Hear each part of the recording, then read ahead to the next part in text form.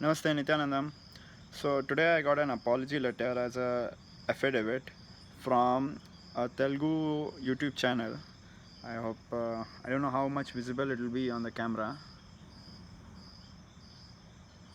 So this is the third which we got in last I guess 30 days. So if I read out the apology, so he's talking about his channel and he's declaring that it was not his intent to offend, malalign or damage His Holiness Paramahansa Nityananda Swamiji's image, and the video was false and uploaded by mistake, and he sincerely apologizes for that, and he says that he is feeling guilty by doing that, and he promises that he will never do it again, and asking for forgiveness, and also declaring his intention to spread the news about greatness and of Swamiji through digital platforms which he owns.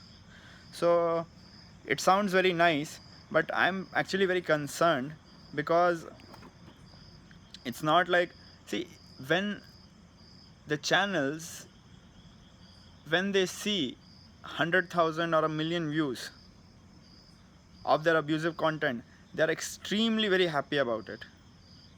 And when I comment on it, anybody comments on the channel, they are pretty defensive about it. They're saying, oh, this is what is this. But when you send them an appropriate notice, a legal notice, or an appropriate information, or intimidation by the appropriate notice, they just start begging, and all the stories of that we didn't know, and all these stories start coming out.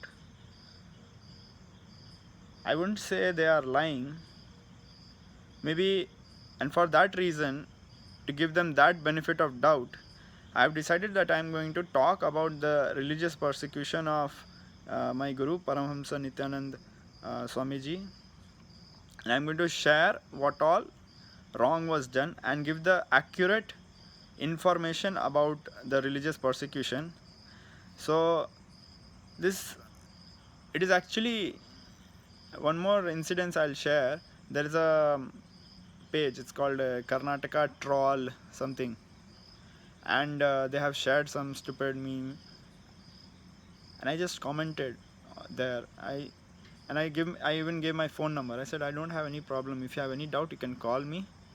But it is really saddening to see these people waste.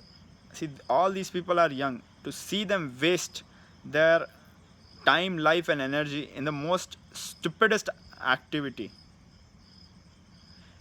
We, when we see social media, we expect that they are going to spread some, they'll give us truth, not repeat the same shit which the prostitutes are spreading all around the world. We expect authentic news to come out from social media, not the stupid stuff just being repeated again and again.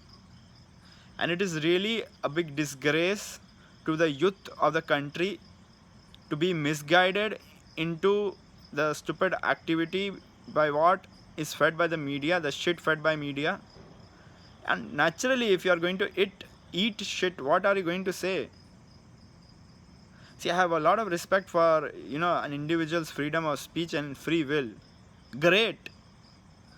So my message to all these trolling channels is, if you are ideologically convinced about what you are doing, go ahead. At least when you cross the line, when the joke is just a joke, it's just a joke. Maybe we can leave it at that. But when you are crossing the line, be complete about the legal repercussions. There have been 120 cases filed on us or by us in total, and 119 have been won by us. So you guys have no idea about the kind of lies media has spread. What right do you have to talk about something you don't know anything about? And if you have the guts, go ahead and do what you can. And especially, you have no right to spread wrong information and misguide the youth of the country by your stupid channels. Just 3 notices and Facebook will shut down your page. It might have taken you 5 years, 7 years to build up that page. Not even 3 notices. That is some, just like that your whole page can be shut down. You want to mess up? Be my guest. Or you want to talk? You can call me on my number. I don't have any problem. Because when you get notices, you guys are going to pester me, call me. And some of these fellows, they are so stupid. They are so stupid. Even when I give them my number, they are so afraid of calling. They know they have done a mistake.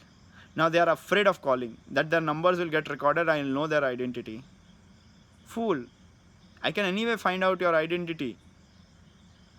Technology is not that difficult, It is not that you are hiding behind some VPNs and some proxy servers and have a very elaborate CIA level protection. Relax. I know you guys. I know your friends. Some of you are so stupid. Your whole identity is out in the open. You think Facebook will not reveal information about you if if appropriate legal channels are approached? If it is just a harmless joke, that is fine.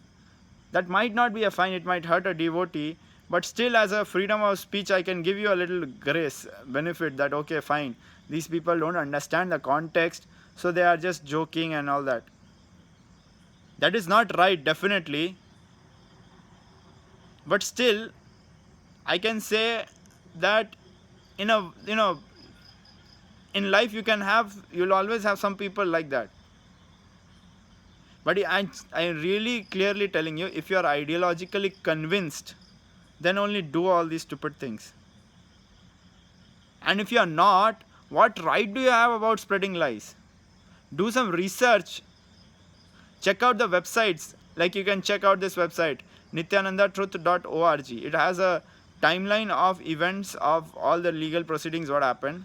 For example, there was a case of rape registered against Swamiji, and there was no victim mentioned. Can you have a murder case without a victim? How can you have a rape case without a victim? 10 years, 20 years, you see the history of India, all the rape cases, whether it be, it's something around 5-6 lakhs. Around, of all these 5-6 lakh, 5-6 lakhs is around 500 to 600,000 cases. In none of them, the victim has not been mentioned. This is the only case where the victim was not even mentioned. And you are a fool. A complete retard. Your jokes are also not funny. And the real joke will be when you have to sign an affidavit, put it on your website, apologize. You want to do that? Do it. What to do? And nothing can be done. So it's my message to you guys. You want to have fun? Okay, I'll also have fun. That's the only language you understand, huh? Understand, you might be wrong. Are you complete about abusing somebody and getting that karma of abusing somebody? Have you seen all that happening with your own eyes? Are you sure about it? If you are so sure, go and give a testimony in the court. Aarti Rao was fined $500,000 in Ohio court. You do not understand what is $500,000. I think it's around 3 crores in rupees. 3 crore rupees. Even if she gives you 10% as a compensation for your, testimony, you have 30 lakhs. That's not a joke. It might be more than 3 years of somebody's income, annual income. If you're so clear, go and give a testimony in the court and go and save her from a $500,000 fine. Or go and get yourself a $500,000 fine. What to do?